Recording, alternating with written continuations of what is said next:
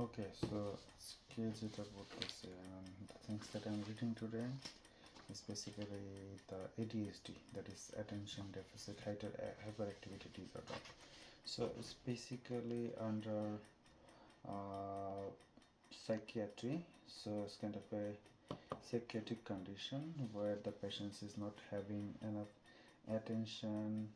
The patient is showing some kind of hyperactivity scene and also some kind of inattention. So these three things when comes in a combination package that we call ADHD or attention deficit hyper activity. Shortly we call it ADHD. So in this ADHD, if we just think about the percentage, like the impulsivity and that inattention. This is very rare, like 5 to 10% of impulsiveness, and only inattention comes with 10 to 20%. But the hyperactivity is the most important thing, like it comes around 70 to 80% of the patient will report that hyperactivity. So what happens basically in those patients, like what is happening behind the scene with the ADHD patients? There are a lot of theories. None is proven like the most accepted one, but however, all the theories are generally suggesting fingers to the neurotransmitters, so particularly dopamine and norepinephrine. These two neurotransmitter, dopamine and norepinephrine. The low level of dopamine and the low level of norepinephrine is mainly causing that kind of you know symptoms being present as ADHD. So ADHD, to diagnose, there is a big guideline or criteria kind of thing, DSM-5, which I'm not going to talk about. All I just need to remember as part of my preparation is that 666. That means within that criteria there are different sub criteria to be classified as a patient. So I'll just remember that at least, say inattention case, if I need to diagnose, there are a lot of criteria like A B C D E F G S I J, lots of bullet points. So if the patient comes with at least 6 of these bullet points, I mean at least 6 of the symptoms, plus that symptoms lasts at least 6 months, then he or she might be a candidate for identified as inattention.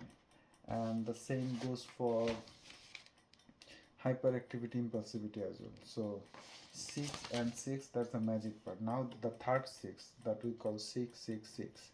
So it's kind of a different thing, but it is still somehow correlated. So 6 means 6 points for at least 6 months, and the third is at least 6 years. So at least 6 years means the patient, if you want to start medication, the real medication, the pharmacological treatment, then the patient should be at least 6 plus. So below 6 we cannot. Say we are diagnosing, say we are not supposed to diagnose by default. As a pharmacist we can diagnose, but if the patients are something like below 6 years old, we cannot start that pharmacotherapy kind of thing. But maybe there are some conditions, based on the situations, doctor can decide what's the final strategy should be. Okay, now let's go back to the goal of therapy. Basically, just because of the reduced dopamine and the norepinephrine, the patients usually not being able to perform socially. That's a very important point. So like our goal of the therapy should be to reduce the symptoms of ADHD, I mean the inattention, the impulsivity, and that hyperactivity thing. We will try to reduce or decrease that ADHD symptoms, and because of that ADHD thing, their academic career also hampered, like they cannot perform properly in the school. Because I mean they improve the academic occupational, that is a objective. Behavioral performance improve another objective, and another important thing is that social functioning. It is really tough to uh, restore the social functioning in a proper way, but at least you can try. And on top of that, the self esteem, that thing, it is totally devastated. So our objective or the goal of therapy is to improve that part as well. And obviously, since the patients are being treated with drugs, the drugs are having lots of side effects. So as minimize as possible, we have to do it for the drug side effects.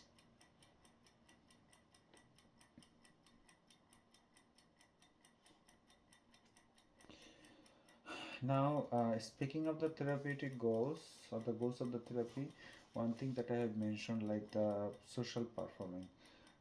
Maybe the medication will help you in other cases, like ADHD symptom will be reduced, that occupational function, the academic function, that will be improved, but the problem will remain still with the social improved functioning. That means like the patients, that social collaboration will not be strong enough. I mean, it's really difficult to restore that for the 100%.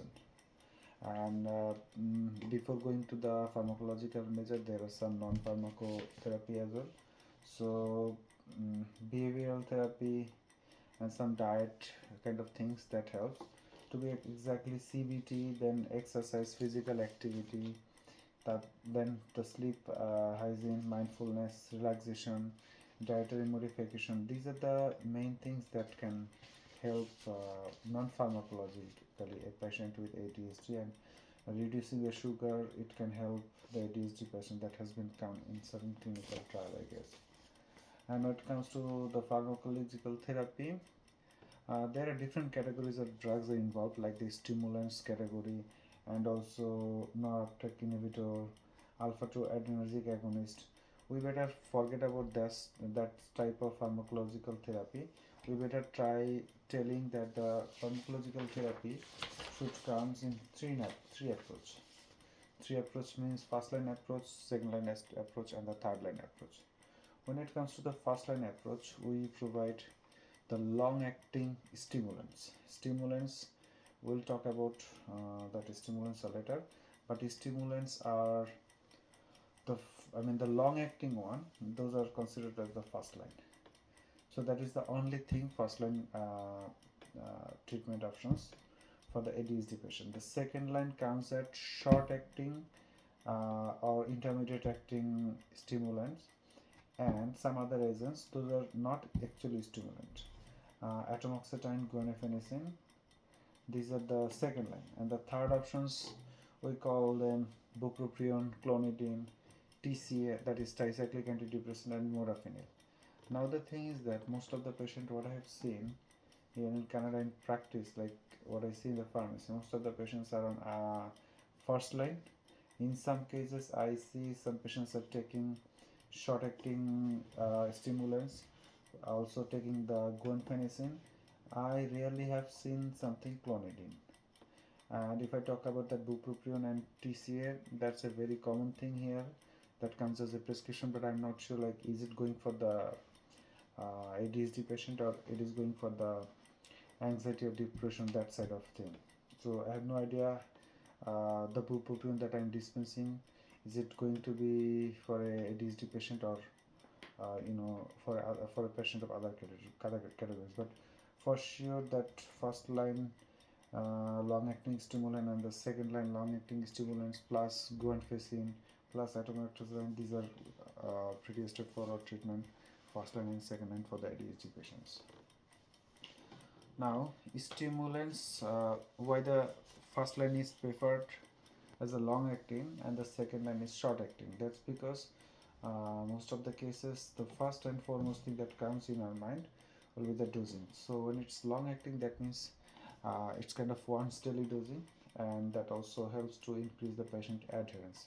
And second most important thing is that sometimes these patients need to take the medications at school, which is quite troublesome because these are some kind of controlled substance that you cannot easily carry to the school, or that requires some sort of regulations.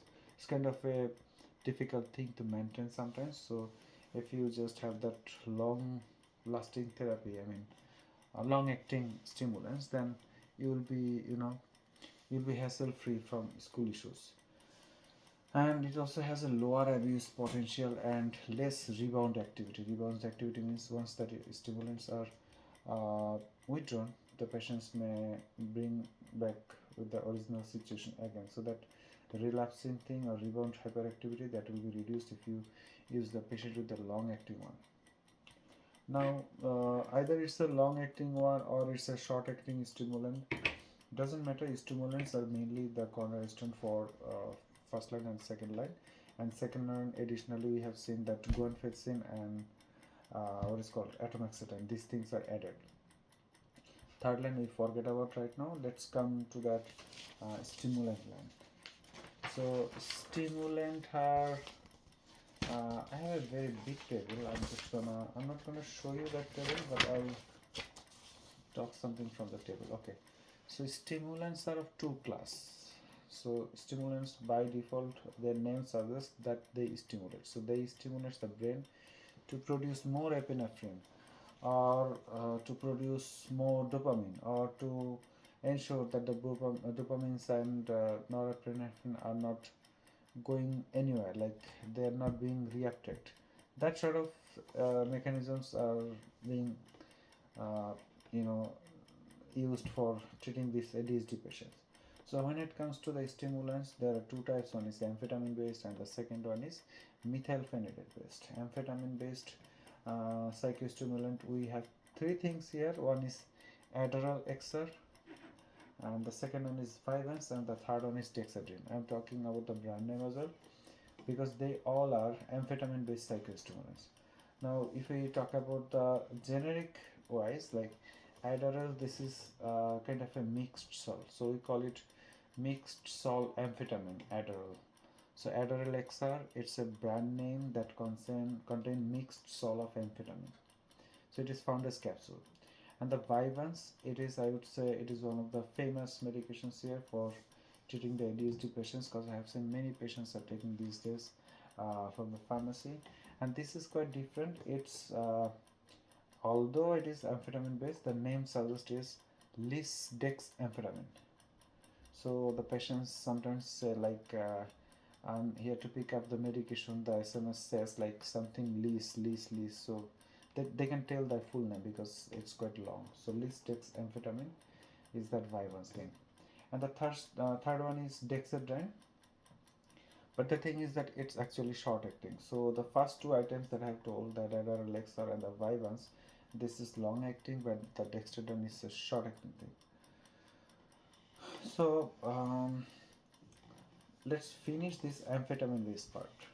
So this amphetamine based part, we have found two long acting. One is Adderall and the second one is Vyvanse. If you are trying to be a pharmacist, or if you want to do some work at the pharmacy, you must have to remember these names. These are pretty common in Canada. So Adderall XR and the Vyvanse, they are the long acting one, and the short acting one is Dexedrine. So Dexedrine is just nothing, it's the dextroamphetamine. And Vyvanse, it is the lisdexamphetamine, and that the first one Adderall, it is mixed salt of amphetamine. Now what are their properties? I mean they all are kind of amphetamine based, but which one is for whom, or which one is better and which one is not? So the thing is that it is mainly decided by two things. First of all is that application feasibility, and the second one is duration, and the third one is something the release pattern.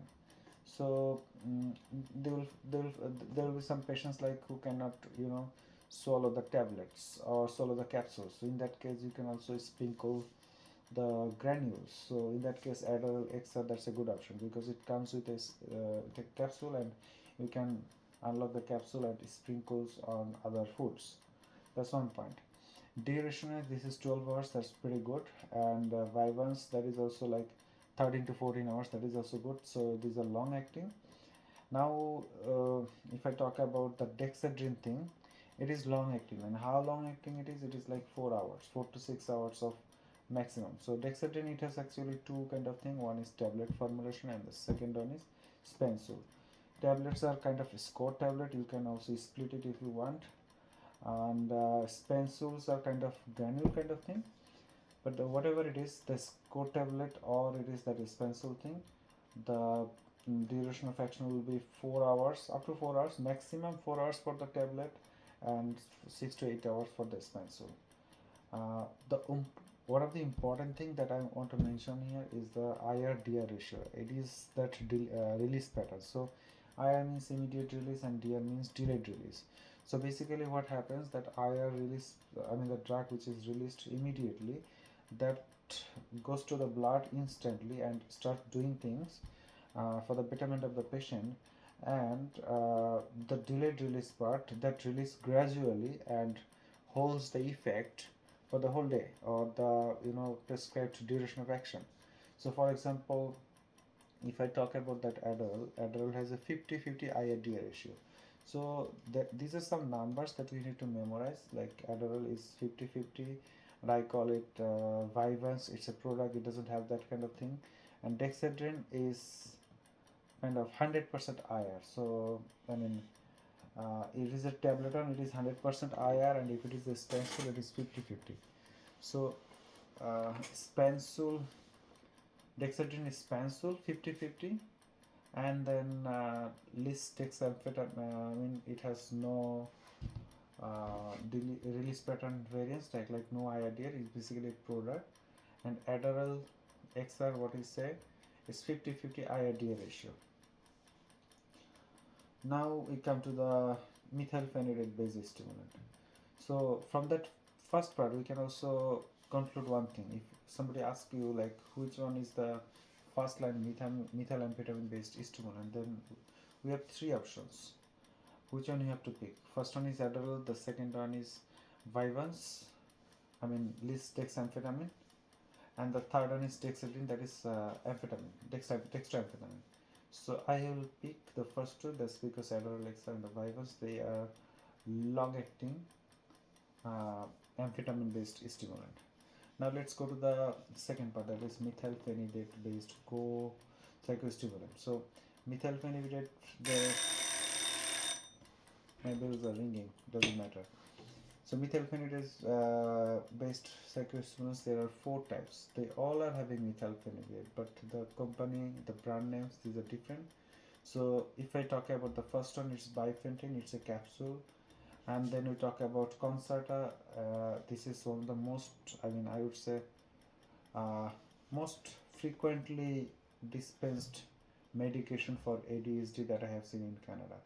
So Concerta, then comes Focost, and then finally some generic tablets of methylphenidate or some branded methylphenidate, for example, Ritalin. So bifenthrin is kind of a capsule thing. So bifenthrin is a capsule that is also long acting, like 10 to 12 hours, and it has a IRDA ratio of 40-60. The IRDA ratio is very important to select which one is good and which one is bad, and what's the purpose. Like if I pick medications that has like only say for example 5 hours of work, that is not gonna serve the purpose of long duration thing. Now Concerta, it's kind of a tablet, but it's really a different kind of tablet. It's a hard tablet that it looks like a bullet shell kind of thing. Not actually bullet shell, because the both of the end is kind of cylindrical, but it's very strong, and it's kind of a, it's not like the typical gelatin shell kind of thing. It's a totally plastic material, kind of a polymer kind of thing.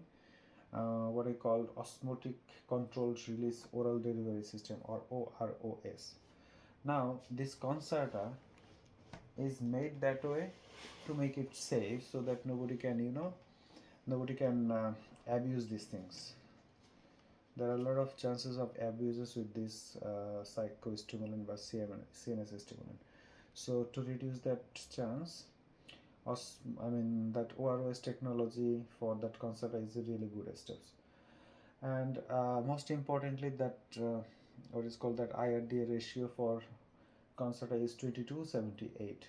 So bifenthrin, in terms of dosage form, it is just a capsule, so there might be a risk of what is called the risk of abuse. And 40-60 ratio. So IR is 40% and 60% DR. Not bad, but it is not the best one. So Concerta, it is safe just because it has OROS formulation, that is that hard plastic based thing, so no one can crush it, no one can chew it. There is no way of doing any kind of tempering or any kind of abusal with that. So it's a 12-hour medications. I mean the duration of action works like 24 hours, and its IRDA ratio is bit better. Bit better means like 22 to 78. 22, 78. I would say best of the best will not be Concerta. The best of the best will be Focused. If you can handle that, what is called? If you can handle uh, the abuse liability, Focused is best. That's because it's a capsule. You can sprinkle the granules. If the patients cannot swallow the pill or the capsule, you can uh, sprinkle the granules on any other food, like the donuts or cake, whatever it is. You can just sprinkle it, and it has a very long duration of 16 hours, so which is pretty good. 16 hours is not a fun, and it has a IRDA ratio of 20/80, so that's a very good thing, like 20% IR and 80% DR, and it has a duration of 14 hours. It is a spencil, you can sprinkle. It's capsule format, Focused. So performance wise, I would say Focused is the best of the best, although they all are having the same thing, methylphenidate. But if you think about something uh, abuser, then Concerta is the safest. And for Concerta, there is another things to be noted here, like not given GI issues, because if the patient is having some kind of blockade, it's going to be really tough then, I mean, to pass through that capsule, that shell kind of thing. Now if it is the third one, the generic tablet of Ritalin, so in that case, Ritalin is, this is also basically the methylphenidate. Methylphenidate, we have two versions. One is the original or the brand one, we call it Ritalin SR, and the second one is the generic company. We have seen PMS and many other companies are coming up with that methylphenidate thing. So if it is the without SR formulation, that means it is 100% IR, so it's going to be a score tablet. But if it is the Ritalin SR tablet, then it's going to be lasting at least 8 hours. So more or less these are the amphetamine based and methylphenidate based stimulant. And there are some other tips, I mean not tips, there are some other medications that I have talked about in the first line, not in the first line, second line and third line. If I just recall, the first line was for sure that long acting stimulant, second line was short acting stimulant, and atomoxetine and guanfacine. Yes, so that area, that guanfacine and atomoxetine, they also comes into the play. So non-psychostimulant, these atomoxetine are this is called selective norepinephrine reuptake inhibitor. So basically they stop the reuptake of norepinephrine. Norepinephrine is a neurotransmitter that releases from one neuron and goes back to other neuron. That's how it transmits the signal. So if it is too much, I mean that neurotransmitter actually, if we prevent the reuptake means to the previous neuron. That means the synaptic cleft of the neuron, they will have lot more norepinephrine. That way that communication or nervous signal transaction will be smooth. That's one thing. However, this pathophysiology, how that neurotransmitter works, it's really complicated, and there are different way of explaining. One people explain in one way that looks better. Maybe the second person will tell you in a different way with different hypothesis and some clinical trials, and then you will feel that one is good. So there is no guarantees which one is good. Now if I talk about that atomoxetine, it's working up to 24 hours, and guanfacine, that Intinif, we have the brand here, that is also working up to 24 hours. So these are basically free from abuse liability. I mean, atomoxetine and guanfacine, they don't have any kind of liability of abuse. I mean, there is no point of using, say, atomoxetine or guanfacine for abuse liabilities. Patients will not get any kick, so there is no point. But that stimulant thing, that is kind of restricted. That's because they have lots of abuse liability. That's why they are controlled drug. So methylamphetamine and amphetamine based, these are the main important concern here. Now there are some other things that we should consider.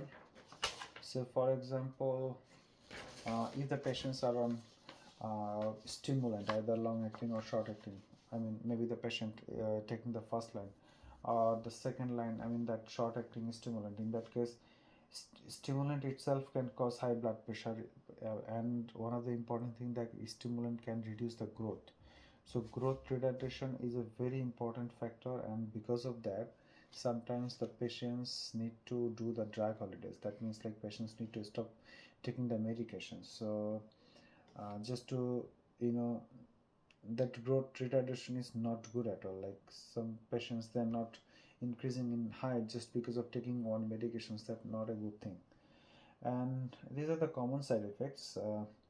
Other thing is nasal congestion, nasopharyngitis is a very common thing.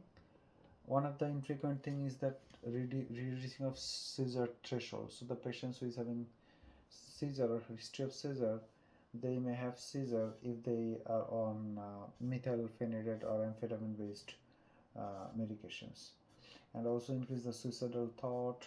It can also serious effects like the priapism. And one of the important notes, like reversible or irreversible monoamine oxidase inhibitor use should be stopped for 14 days, like not within the 14 days of these medications. So that's kind of a things not to do.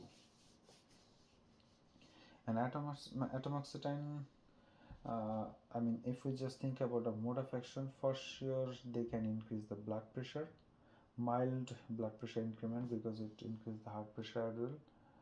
But guanfacine, it's kind of a agonist, so alpha 2 agonist, so that means it's not antagonist, it's kind of a agonist thing. So that means it will just reduce the blood pressure and the heart rate as well. Atomoxetine, it was kind of a norepinephrine reuptake inhibitor, so if there is lot more norepinephrine, that can increase your heart rate. So in that case atomoxetine will increase your blood pressure, but guanfacine will reduce your blood pressure. So guanfacine or intinif is a preferred medications for the patients who is having you know, like other risk of abuse or diversions. In that case we can use these two medications, like they don't have any risk of abusal, so that's a good choice.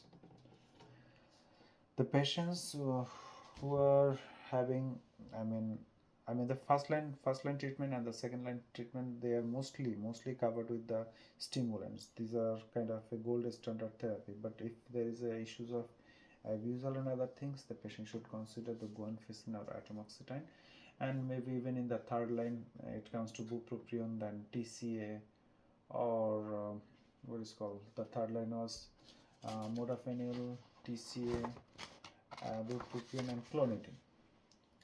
So basically these are the things that I wanted to recap. And just to discuss one more thing, that's the drug holiday thing. So the patients who are on psychostimulant, that is stimulant, I mean more specifically on those Vyvanse or Concerta kind of thing, they have a strong chance of having slow growth or growth retardation thing. So height suppression and weight suppression, these are the main common things that may happen with that stimulation, and that's likely connected to the decreased appetite. However, it is always better to consider a drug holiday. Drug holiday means like drug will go on holiday. I mean, patient will not take drug. That's the thing, and that has a specific plan, like when they should take that drug holiday and when shouldn't. So for example, drug holidays are done during the time of low stress. For example, summer holidays, when the patients are not at the school, they don't need any any medications that will affect their school activities. So that time they can consider that drug holidays. And when it comes to that drug holidays, that means you have to stop the drug, but remember these drugs must be tapered down, not like abruptly you will withdraw the drug. It's not a good thing, it will have a lot of issues. Probably that symptoms will rebound. Okay, so that's all about the review of that ADHD. Some natural product like ginkgo biloba, that is also mentioned. Valerian, melatonin, these are some things, but these are not that much recommended. So first line means long acting stimulants, second line means short acting stimulants, guanfacine, atomoxetine. Third line means bupropion, TCA, then bupropion, TCA, then clonidine, and that modafinil. These are the basic things, and all we need to know the long acting stimulants and the short acting stimulants, and the stimulants based on the two types, like the methylphenidate based and that dextroamphetamine based. That's all for today.